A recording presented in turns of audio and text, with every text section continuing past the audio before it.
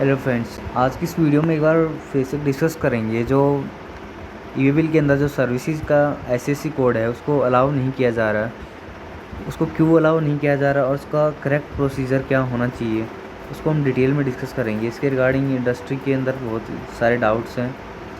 तो बेसिकली जो अपडेट क्या आई है, यहाँ पे लिखा हुआ है EV bill can not be generated with only SSC codes 99 for services. Minimum one HSN code belonging to goods is mandatory. यहाँ पे इसका मतलब ये हुआ कि अगर आप कोई भी ईवे बिल जनरेट कर रहे हैं तो उसके अंदर आप जितने भी लाइन आइटम एंटर कर रहे हैं उसके अंदर कम से कम एक HSN होना चाहिए और बाकी सर्विस के हो सकते हैं। अगर आप सारे के सारे सर्विस के डालोगे या फिर सिर्फ एक सर्विस का एसएससी कोड डालोगे तो ईवे बिल को जनरेट करने के लिए अलाउ नहीं किया जाएगा। तो इसका बेसिक रीज़न ये है कि जो ईवे बिल जो होता है वो हमें मूवमेंट्स ऑफ गुड्स के लिए जनरेट करना पड़ता है, मूवमेंट ऑफ गुड्स। तो यहाँ पे सर्विसेज के अंदर अगर हम देखेंगे तो सर्विस का मतलब होता है अदर देन गुड्स, यानी कि जो सर्विस होती है वो गुड्स नहीं होती। तो अगर ओनली आपका सर्विस का बिल है तो आप उसका ईवे बिल जनरेट नहीं कर सकते, क्योंकि वहाँ पे जो गुड्स है गुड्स की इन्वॉल्वमेंट नहीं होती। ठीक है, ये क्लियर हो गया। ठीक है, अब हमें दिक्कत क्या आती है जब इस टाइप का जॉब का काम होता है हमारे पास, जॉब वर्क का या फिर सर्विस रिपेयर्स का।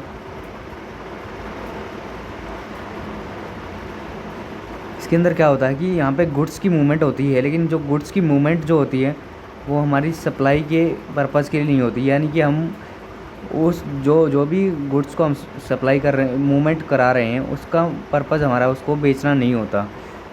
तो इसका करेक्ट प्रोसीजर क्या होना चाहिए उसको हम डिटेल में यहाँ पे समझेंगे। तो यहाँ पे एक साइड क्या होता है, यहाँ पे कोई भी पर्सन है जिसको हम प्रिंसिपल नाम देते हैं, जो भी अपनी गुड्स भेज रहा है जॉब वर्क के लिए या फिर रिपेयर के लिए। और यहाँ पे हम हो गए जॉब वर्कर, या फिर से कह लीजिए यहाँ पे जो भी रिपेयर सर्विस प्रोवाइडर हो गए या फिर और कोई प्रोसेस प्रोवाइडर हो गए। ठीक है, यहाँ पे जब भी अब प्रिंसिपल अपनी गुड्स को भेजता है, यहाँ पे वो सेल तो नहीं कर रहा लेकिन वो डिलीवरी दे रहा है अपनी गुड्स की। तो यहाँ पे उसको यहाँ पे डिलीवरी चालान इशू करता है वो सप्लायर, डिलीवरी चालान पे माल भेजता है।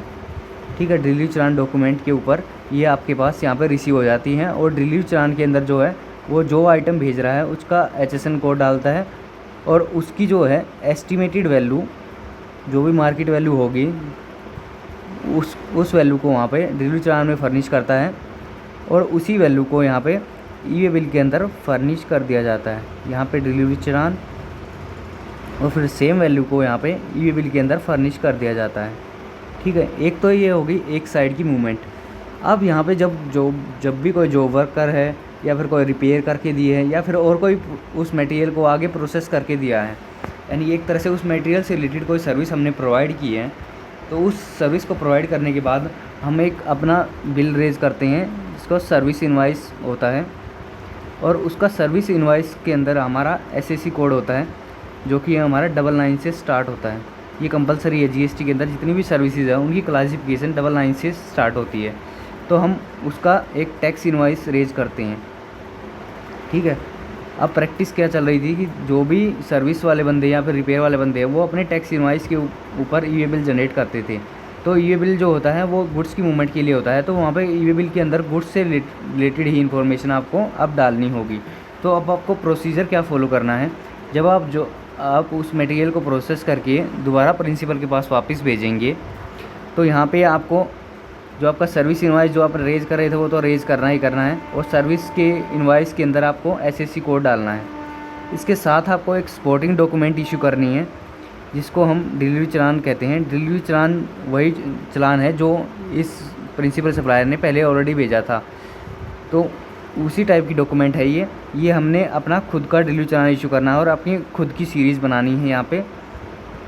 और इस डिलीवरी चालान के अंदर आपको जो मटेरियल आपने प्रोसेस किया है उसका HSN कोड डालना है, और उसकी एस्टिमेटेड वैल्यू डालनी है आपको, ठीक है। और अब जब ये डिलीवरी चालान प्रिपेयर हो जाएगा, इस डिलीवरी चालान के बेस पे आपको ई वे बिल प्रिपेयर करना होगा, जो कि ई वे बिल के अंदर HSN कोड जाएगा, जो अब मटेरियल आपने प्रोसेस किया है और उसकी एस्टिमेटेड वैल्यू जाएगी।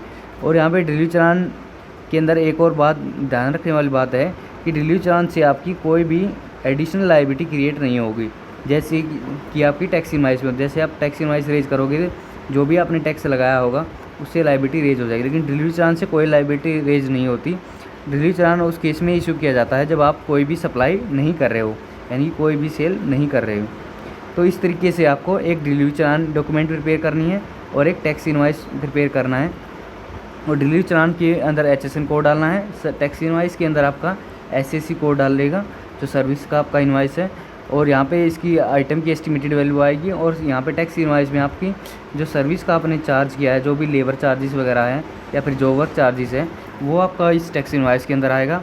और इस डिलीवरी चालान के बेसिस पे आपको ई वे बिल बनाना है। ई वे बिल के अंदर जो भी डॉक्यूमेंट नंबर आएगा वो डिलीवरी चालान नंबर का ही डॉक्यूमेंट नंबर आएगा। सो इस तरीके से आपको इस प्रोसेस को एग्जीक्यूट करना है और ई वे बिल बना के ये यहाँ पे ई वे बिल प्लस आपका सर्विस का इनवॉइस है, उसके बेसिस पे ये प्रिंसिपल को रिटर्न किया जाएगा। सो इस प्रोसेस को आपको फॉलो करना है, तो आपको कोई भी एरर यहाँ पे फेस नहीं होगा। और डिलीवरी चालान का फॉर्मेट है वो आप गूगल से डाउनलोड कर सकते हैं। अगर आपको कोई परेशानी आ रही है तो आप मेरे को कांटेक्ट कर सकते हैं। मेरा कांटेक्ट नंबर है 9017747060।